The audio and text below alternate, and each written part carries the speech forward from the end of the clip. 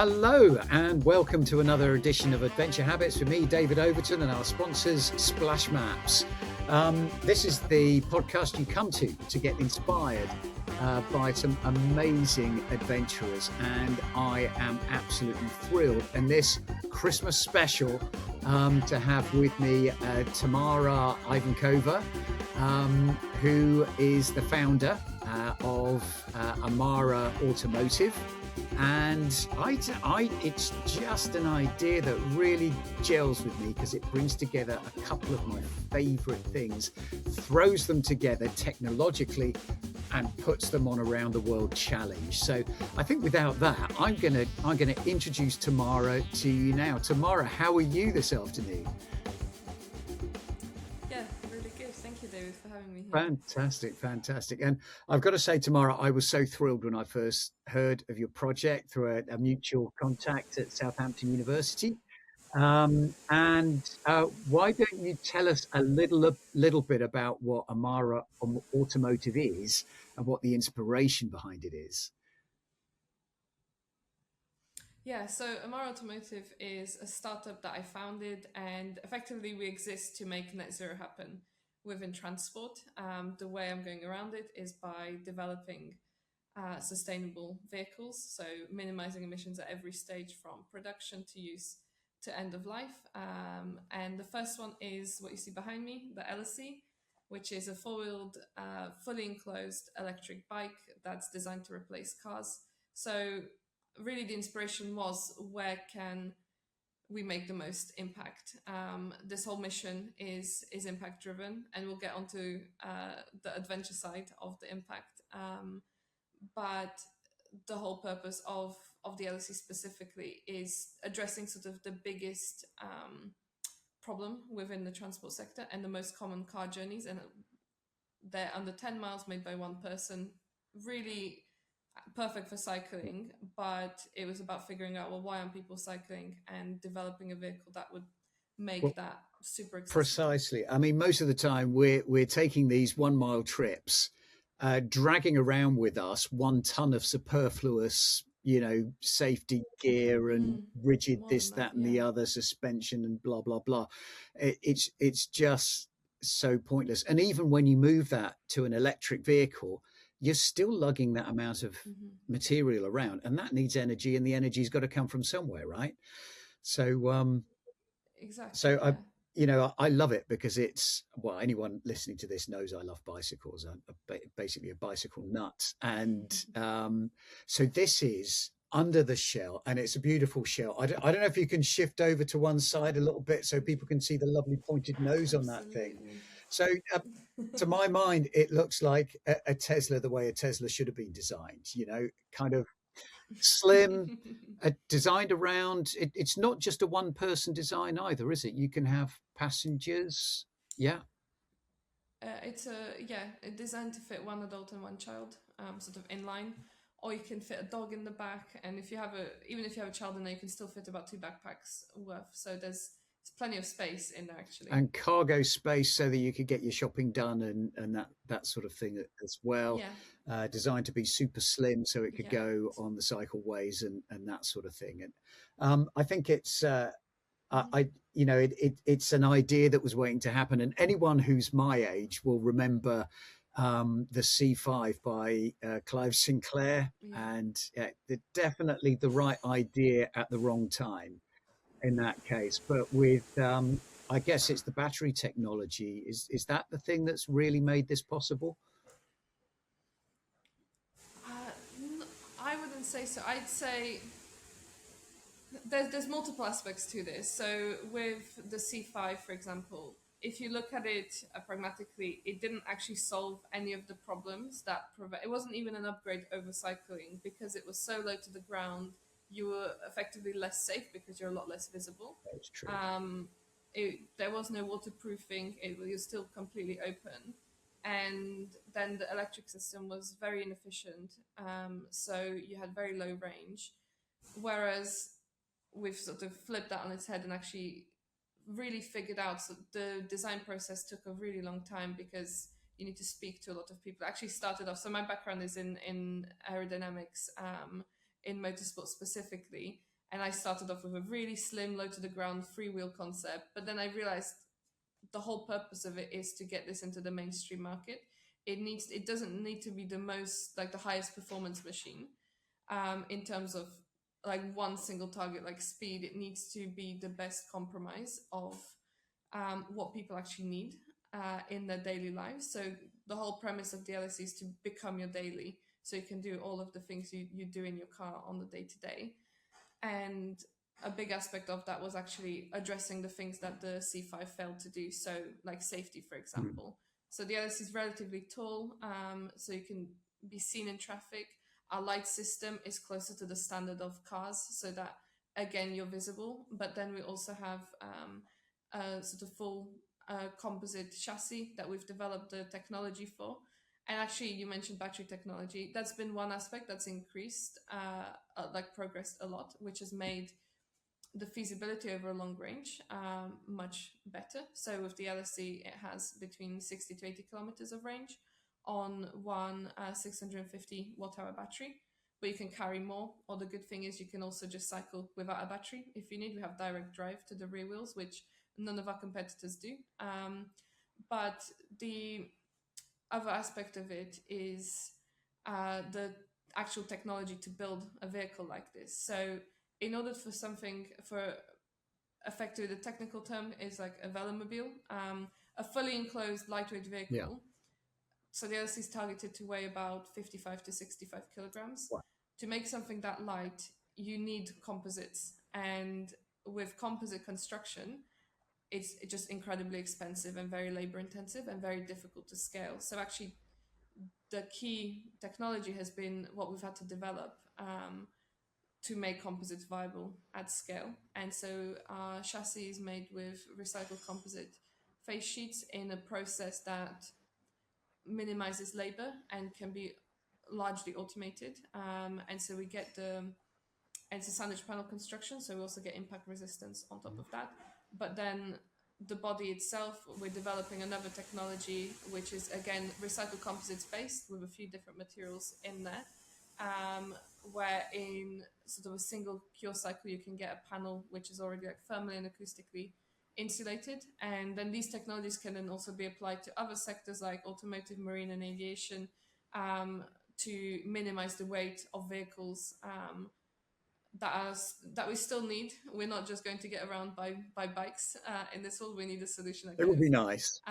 transcends into exactly. It would So be lovely. you're coming out with innovations in this kind of almost like a thought experiment that becomes a project that started from a dream, and then it kind of goes into all these other parallel markets.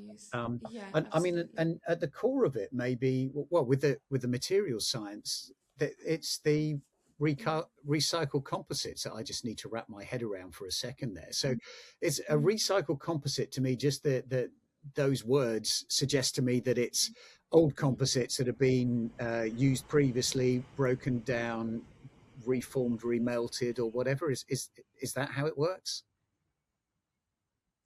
So it can be that way. There are processes to effectively, there's a chemical process to remove cured resins from fiber systems. It's not a very clean process. The majority of what we get in terms of materials is off-cut waste. So if you create composites and you typically waste around 30% of the material just because you're cutting out the shapes you need. And then that off-cut waste by itself isn't very usable.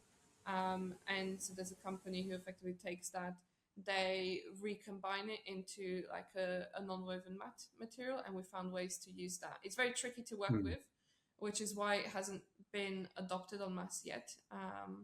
But it takes so much energy to produce carbon fiber in the first place.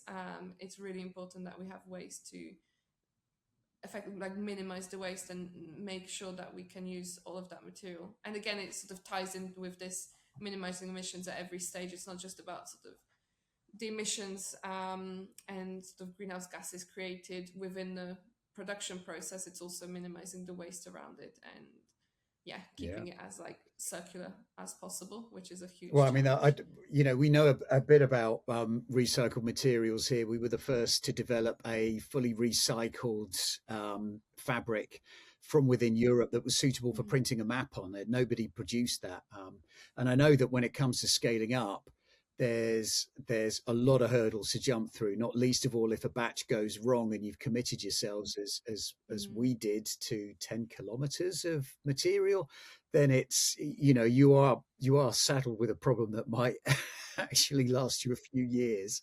Mhm. So it's but unless there are people prepared to take that challenge on, then we don't see progress. And so I'm Mhm. delighted that you're taking that bull by the horns. So and you've got a highly innovative way of testing your product idea out, and that's something I can sympathise with a lot today. Not least of all because our adventurer um, Jordan Wiley literally today arrived at the South Pole, having climbed two peaks that have never been climbed before in the Antarctic, and then he's gone on to conquer the pole as well. So that's fresh off. So we like to test our products in the extreme, and Yeah. I would love you to share with our listeners what your idea is for testing out this concept of yours. Yeah. So yeah, with the LSEO product like this, which is quite out there, it's not in the mainstream market. One of the biggest challenges, you can have a great vehicle and a great product, but it's also changing people's perceptions around it.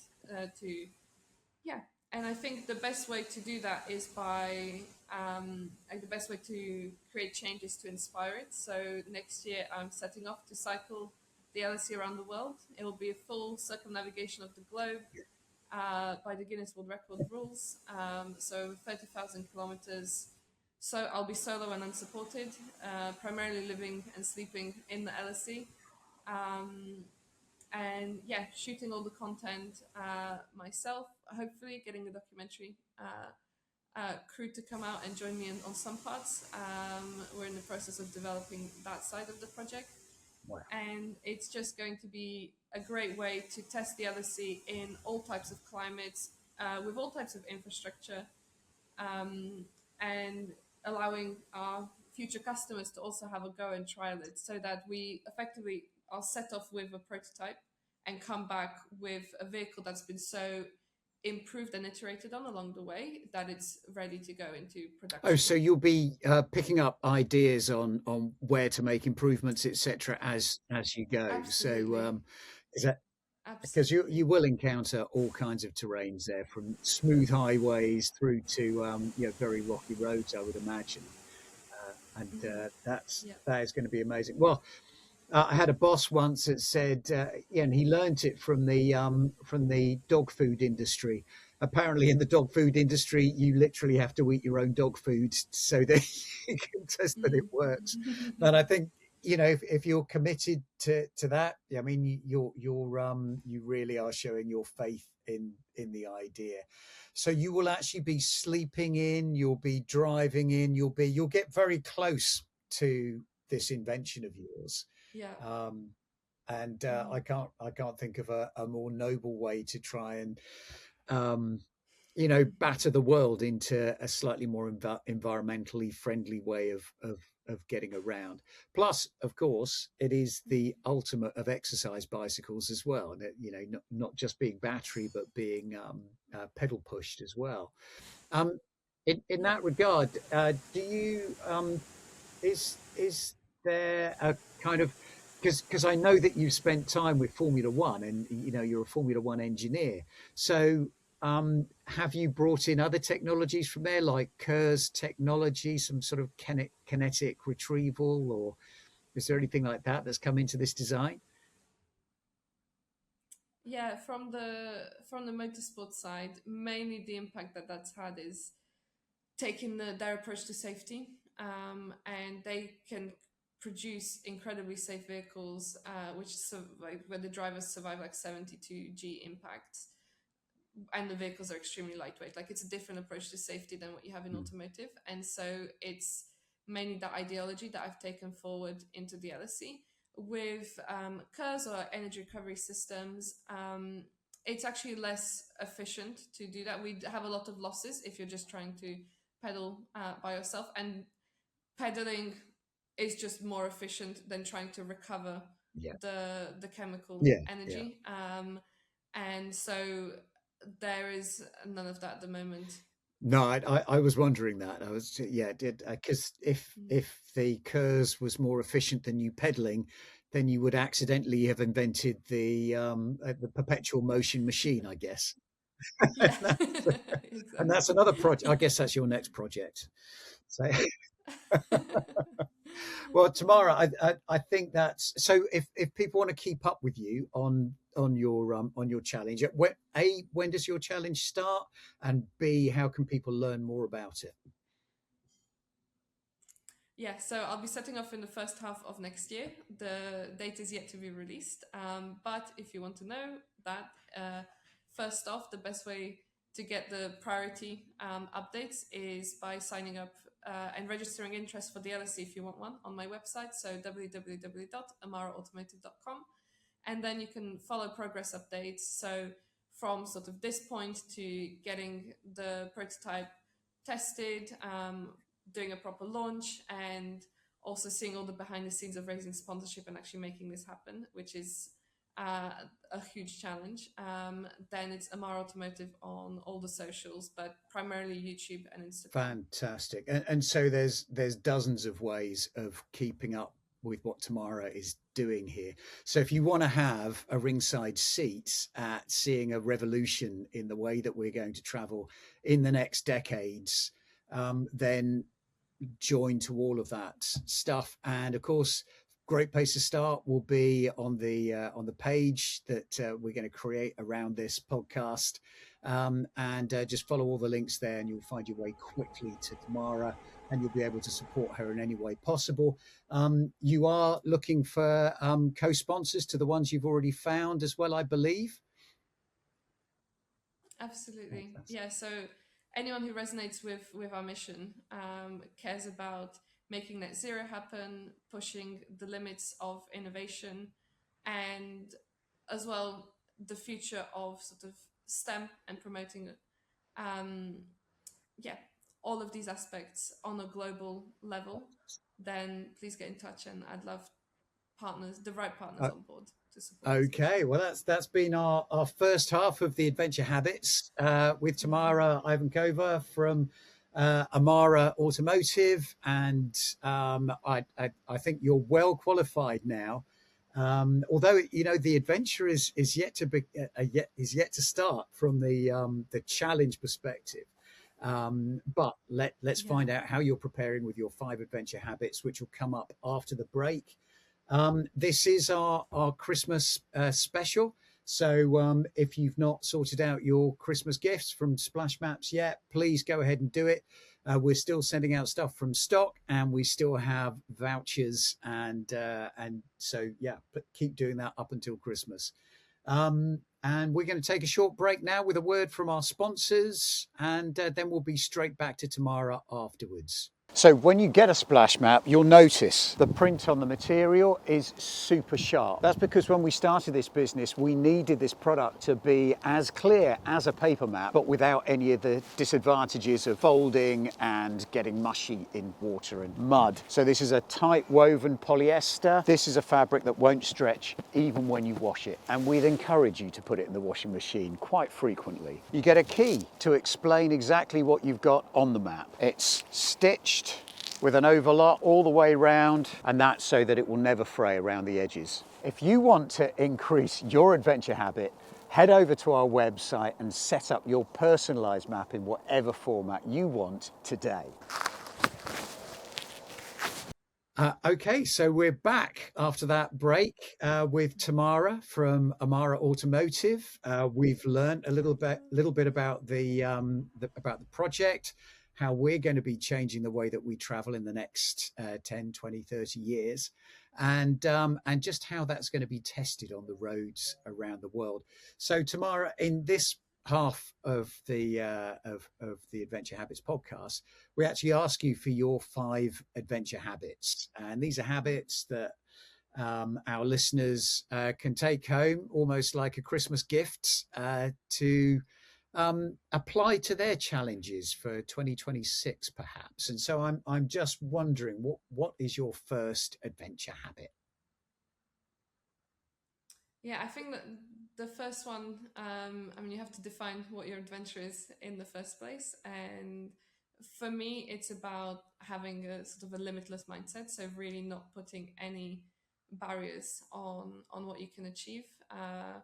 From a very early age, I've sort of had the realization that anyone can do anything. Of course, a lot of people have a lot more privilege, better circumstances than others. But I do really believe that if you put your mind to something, no matter how big it is, and you keep chipping away at it, you can achieve it.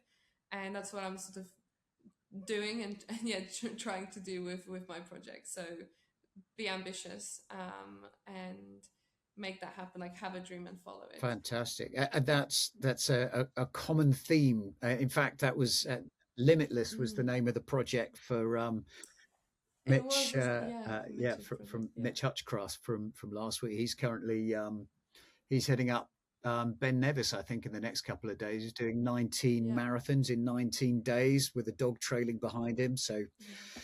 he's one of those. But Limitless is that's a great mindset to have. So is that something you've had from a very early age? Yeah, I mean, yeah, I kind of haven't really touched on my background, but initially my plan was very early on. I was obsessed with cars. I still am. I still love cars, even though I'm trying to replace them with something like this. I'm still obsessed. It's just I don't like where the modern cars, what's happening with the where the automotive industry is heading. So I'm trying to effectively set a new standard for what we could be doing by creating exciting designs that actually benefit our lives. But at around the age of sort of 12, I decided I wanted to be a Formula One team principal. I want again like extremely ambitious in the first Yeah. place, and I followed that really early on. So I got into Formula One at 15. Was my first work experience Wow. placement, and I then stayed with that team. I did summer placements and then got offered a job. Sort of a few of my placements down the line as a technician. So I worked with them during my school holidays up until university, where I went full time with them after my second year for an internship, and between then I got sort of as much experience within the industry as I could. And again, all of this is with having zero contacts in the industry. A lot of people ask me, Yeah. who do you know? I now have contacts because I've created them, but it's again about not putting those limits on yourself. A lot of people think, well, oh, I don't know anyone. So, oh, it's really, and everyone would tell me, oh, are you sure you want to go for F1? It's really difficult. Or even worse is like, that's not a job for you. Because, yeah, I was the only woman a lot of the time in the office, but it's again, you have to, kind of push past that and not let those things, sort of affect you. And yeah, so after all of that experience, it taught me a lot from a very young age. But then it also gave me the opportunity quite early on to sort of speed run my like quarter life crisis. And when I was full time, I very quickly realized that actually making a car go a thousandth of a second faster in a circle isn't what's fulfilling me. I wanted to do something that was more what was impactful in a different way. And at that point, I had the idea for the LSE, so I decided to leave and just start my own business, having basically zero business experience. So yeah, I'm learning on the way, and Well, yes, it's good. that is the hardest thing, actually, to start a business on something that actually doesn't exist yet, and Mm, making it happen. yeah, That's that's the toughest of all the toughs. So my massive respect to you as a business person as well. It's and to have that gumption from such an early start is wonderful. And I love that. Although you did the Formula One line of things right from the age of 15. You didn't go down the automotive route when you went to uni.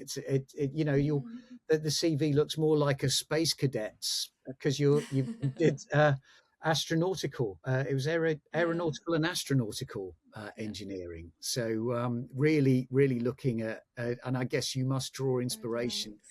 Yeah. from the things that make things go into space as well, I guess. Well, not quite. I went, to be honest, I chose my university based on the wind tunnels. So Southampton has the best wind tunnel. And also Adrian Newey went to Southampton, and he was a big inspiration. But for me, a lot of the things, and actually, kind of a point about university in general, but you can learn a lot of things yourself. It's more important what types of experiences you can get. And so I wanted to have the experience of being able to use the types of technology like these wind tunnels. But I prioritized the aerodynamic side because that's where I had a lot of interest. I think mechanical design, for me, it's very logical. It comes, um, yeah, it's something that you can always teach yourself. Whereas there's an aspect of design, and effectively, I wanted to make sure that I have the best skills to be able to complete like an entire project, to have the background knowledge and a technical Yeah, understanding of everything, of sort of again to not limit myself to what I can create in the future, and yeah, rather than going for a mechanical or an automotive degree, which can be quite specific, especially in automotive sense.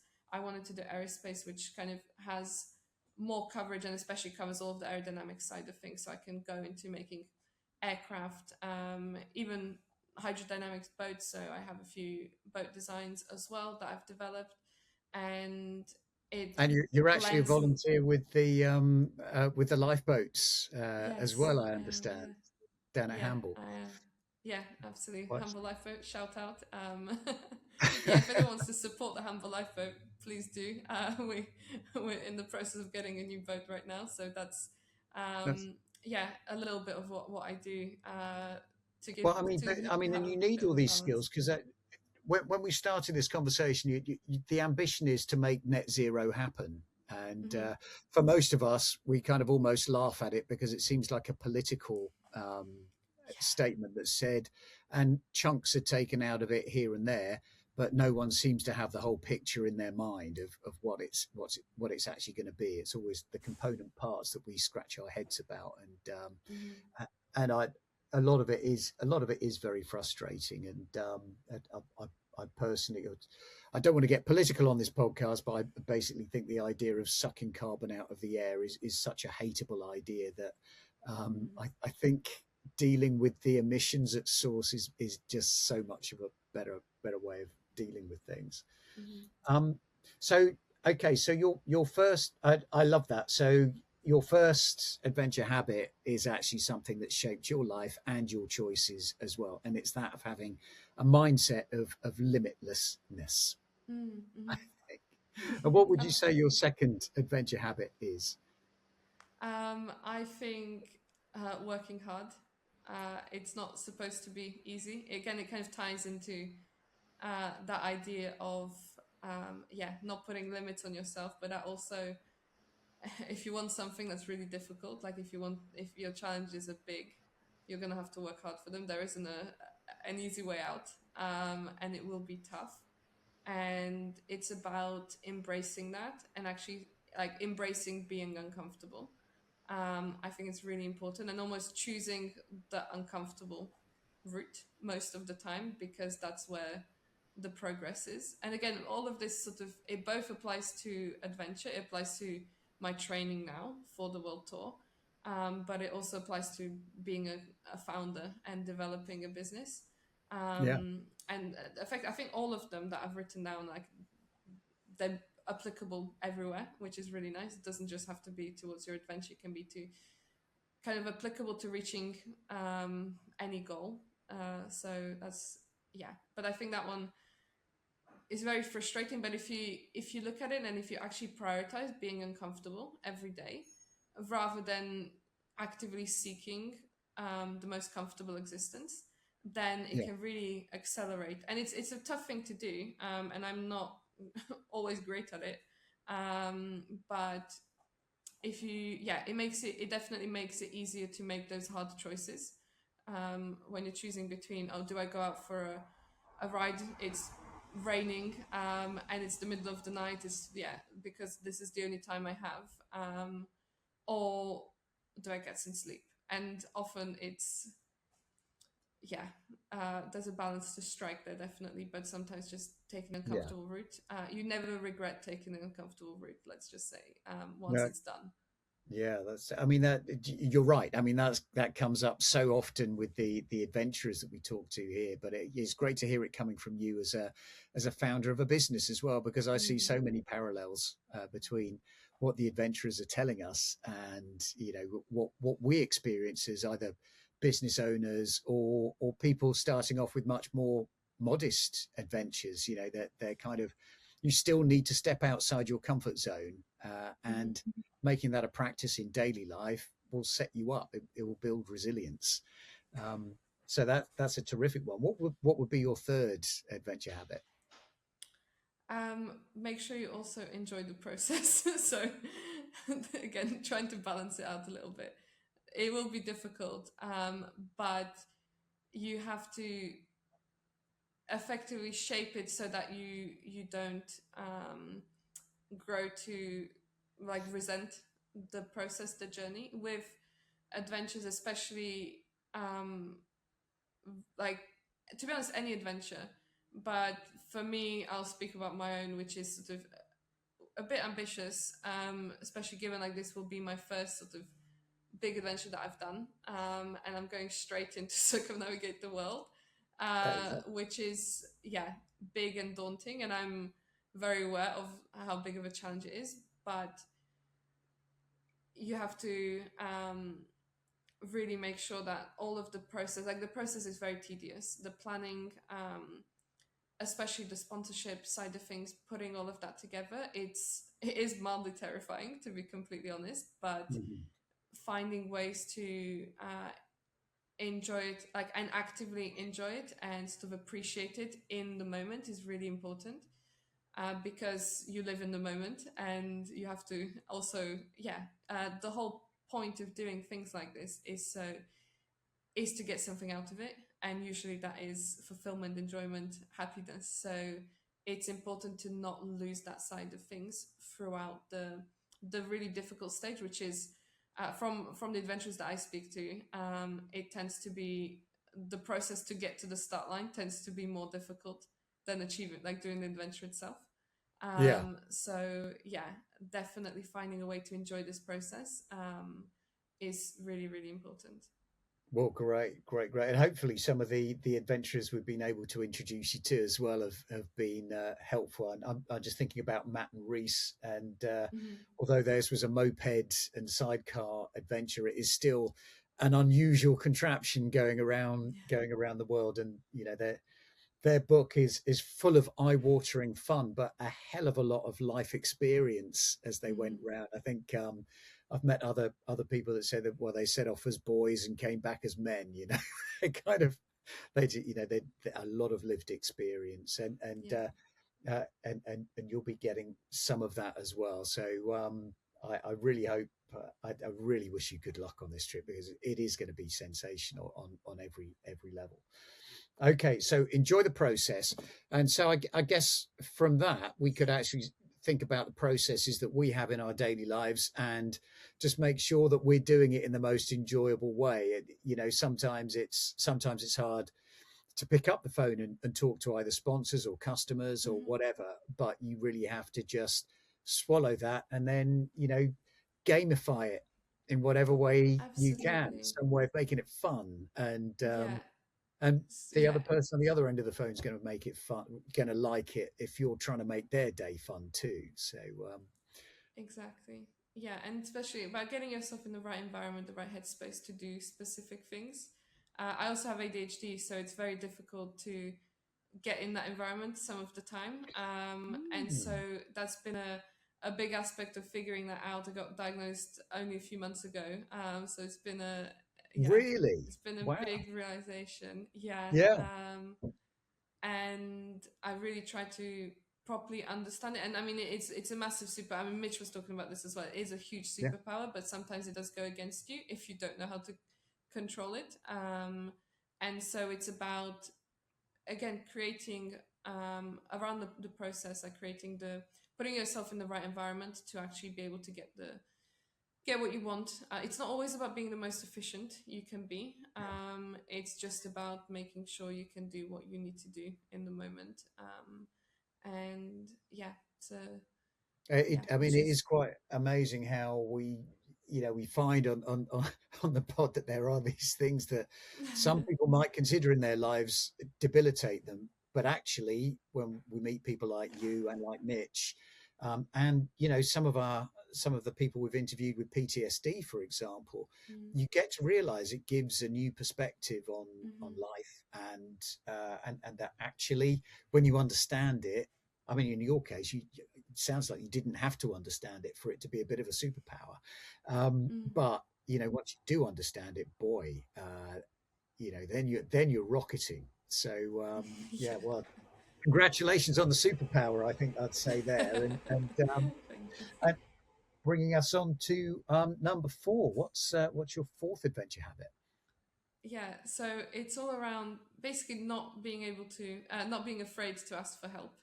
I think asking for help is a big show of strength as well, sort of being vulnerable and yeah, just reaching out. Even though for me, I always sort of try and think of it rationally. I'm just like, oh, but I'm asking for someone's time. Like, why would they give that to me? But actually, a lot of the time, you just need to just send off that message, send off that email, and I think as long as you're very transparent about what you're doing. I mean, I've actually I'm really still sort of shocked and surprised by how amazing the response to my um, the world tour has been. It's incredible. Yeah, It's an it's incredible fantastic, idea. and Yeah. thank you.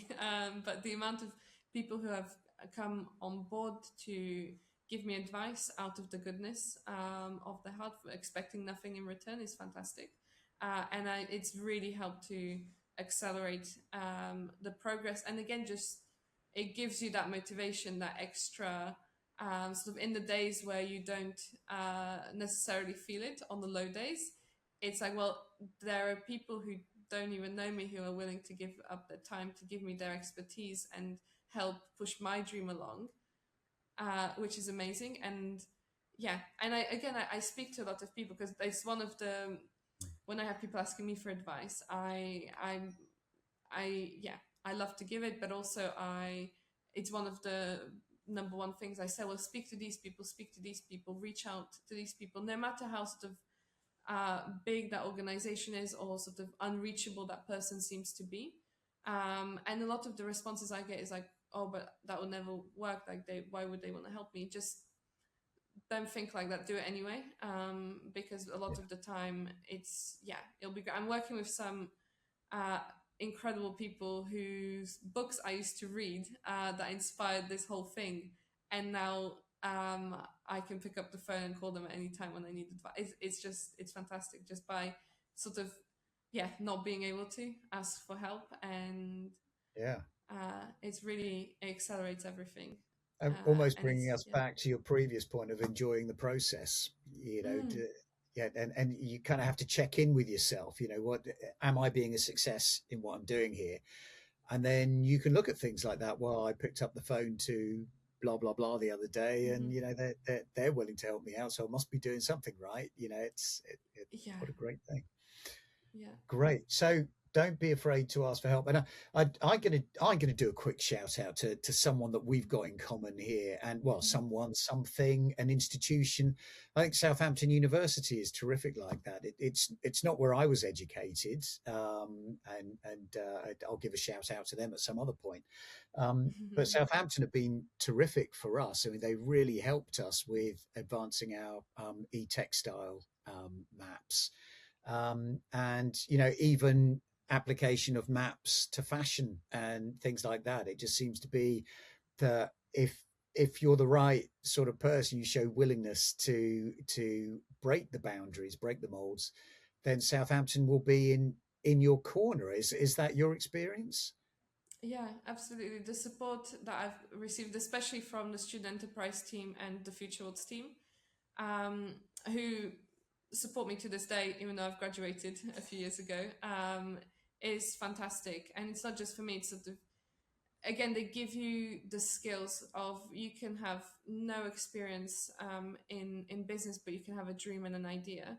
And Mm, they've been supporting me from the moment I had the idea. Basically, I came to them with a basic sketch or a render of what this could look like. And initially they were like, you need to think about this a lot more, because it was that free-wheeled streamline thing.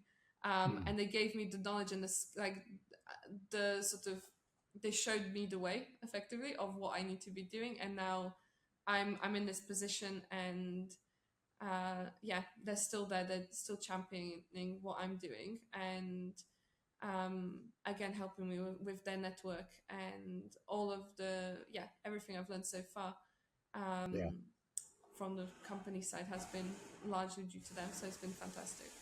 So a great institution. Thank you, Southampton University, from us both, I suppose. So, okay. So we're then on to your fifth and final adventure habit. What's that going to be, Tamara? I think it's basically, it's very, you have highs and lows, and I think it's very important to believe in yourself, especially, and in your goal and what you set out, and especially in the moments where you feel like you can't do it or you feel like you shouldn't, because they are temporary. And it's in those moments where you need to really sort of solidify why you set out to do it and the fact that you can achieve it. Otherwise, you might give up and not get there. And the thing Mm, is, another kind of thing I like to think of, if things feel like they're not necessarily going the right way or they're moving too slowly, because I set my expectations way too high a lot of the time, and set myself insane deadlines that I struggle to meet because they're way too ambitious and there's not enough time in the day. But if you, yeah, if you don't stop, you can't fail, is another thing that I like to think about. So if you keep going, then you'll get there somehow, sometime. The process might be different, but again, you need to, in the moments where you want to stop, just maintain that belief and keep pushing to make it happen. And there is a caveat, like, of course, if it's worthwhile and if it's still what you want to do. If it's something that you're just not enjoying and you don't have fulfillment in, like me with F1, for example, absolutely quit. It was one of the best things I did, because yeah. it led me to this. But um, yeah, so there's a slight caveat to it. But yeah.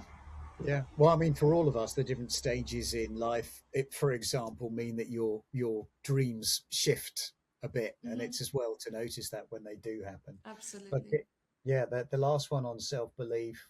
I mean, I think we can all live by the five adventure habits you've given us, Tamara, and all live better lives if we start off with a limitless mindset, and if we can work hard to achieve what we want to, enjoy the process as we go through, and don't be afraid to ask for help along the way, and just work on that belief piece.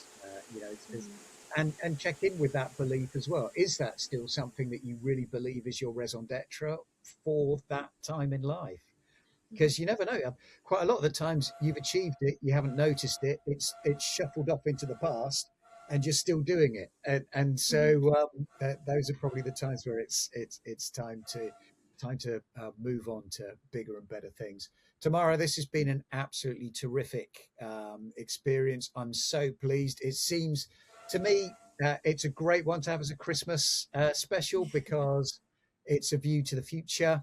It's Hmm. also adventure, and I think what I'm going to try and bring in over the coming year is more innovative ideas as well, so that it's not just adventure, but it's adventure with a purpose more often. Um, so, Tamara, I just want to say a great thank you to you, and to our listeners. Do follow the links from this podcast. As soon as you come to our website, you will be invited to join our mailing list, and then you'll know whenever these drop. You'll also get the best deals on the best adventure maps on the planet, one of which Tamara, of course, is going to be following around the world. And until next time, and the next one of these podcasts will be in the new year. So last one of 2025. Thank you to all our listeners for listening. And Tamara, thank you for being a terrific interviewee on the Adventure Habits podcast. Thank you for having me, David. Okay, bye-bye.